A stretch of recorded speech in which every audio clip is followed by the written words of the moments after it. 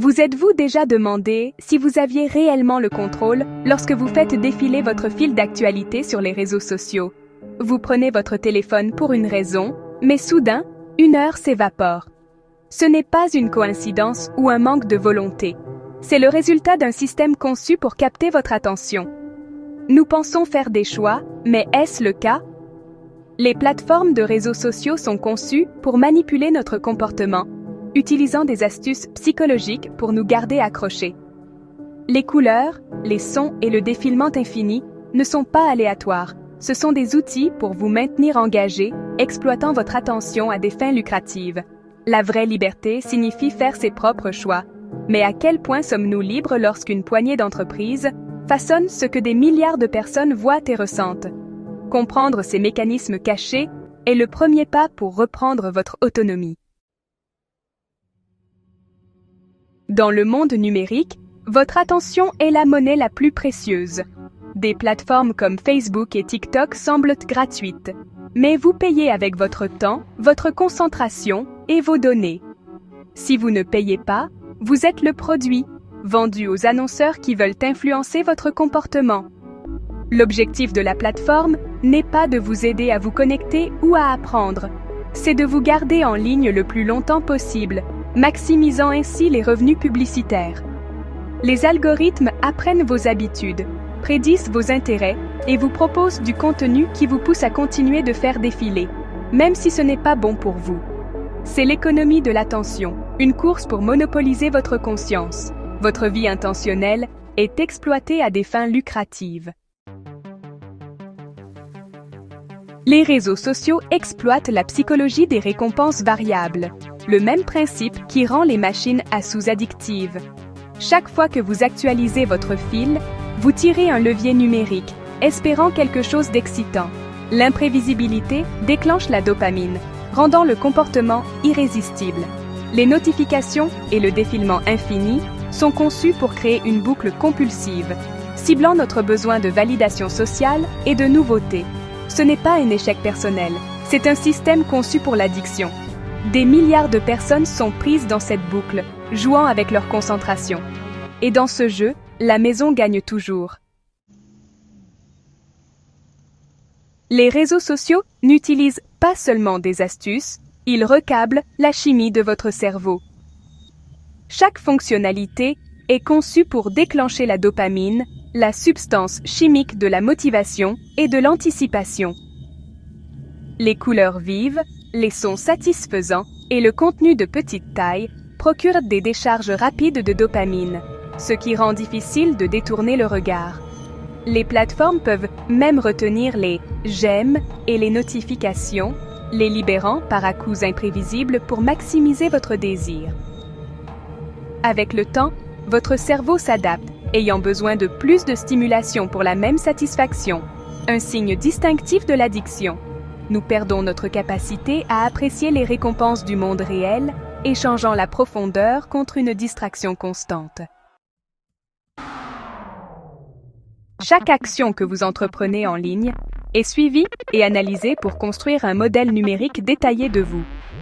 Ce double numérique prédit vos désirs, vos vulnérabilités et vos déclencheurs émotionnels, parfois mieux que vous-même. Le but n'est pas de vous aider, mais de vous maintenir engagé, en vous montrant le bon contenu au bon moment. Si vous vous sentez mal, vous pourriez voir du contenu qui provoque de la colère ou de l'insécurité, vous gardant accroché et vulnérable aux publicités. L'algorithme cible vos faiblesses les plus profondes, vous manipulant à votre insu. Nous pensons explorer librement, mais nous suivons un chemin conçu pour maximiser notre engagement. Cela ressemble à du libre arbitre, mais c'est en réalité une réaction à un système prédictif adapté à chacun de nous. Les algorithmes ne consomment pas seulement votre temps, ils remodèlent votre réalité. Les réseaux sociaux présentent un monde déformé et hyperstimulé, rempli d'extrêmes qui génèrent plus d'engagement.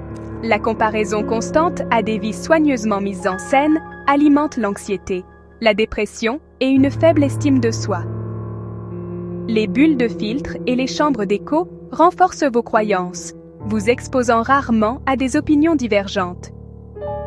Cela approfondit la polarisation, transformant le désaccord en conflit, car la division vous maintient engagé.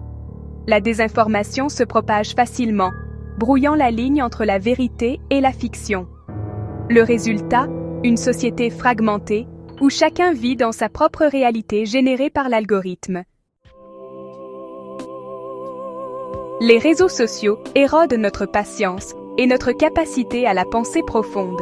Les plateformes nous entraînent à désirer une stimulation constante et rapide. Des vidéos de 15 secondes, un défilement infini, une gratification instantanée.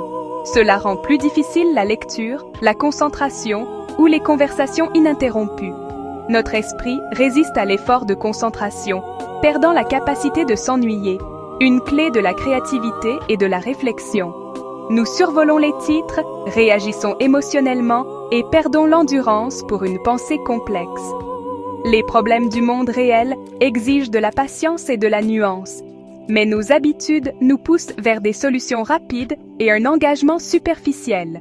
Nous échangeons une vie riche et réfléchie contre des plaisirs numériques éphémères, ne réalisant souvent la perte que trop tard. Savoir comment ces systèmes fonctionnent n'est qu'un début. Le vrai changement exige de l'action. Désactivez les notifications non essentielles. Ne laissez pas les plateformes décider quand elles obtiennent votre attention. Fixez des heures précises pour consulter les réseaux sociaux, brisant le cycle d'interruption constante. Rendez les applications addictives plus difficiles d'accès. Déplacez-les de votre écran d'accueil. Utilisez des limites de temps d'écran. Avant d'ouvrir une application, demandez-vous pourquoi.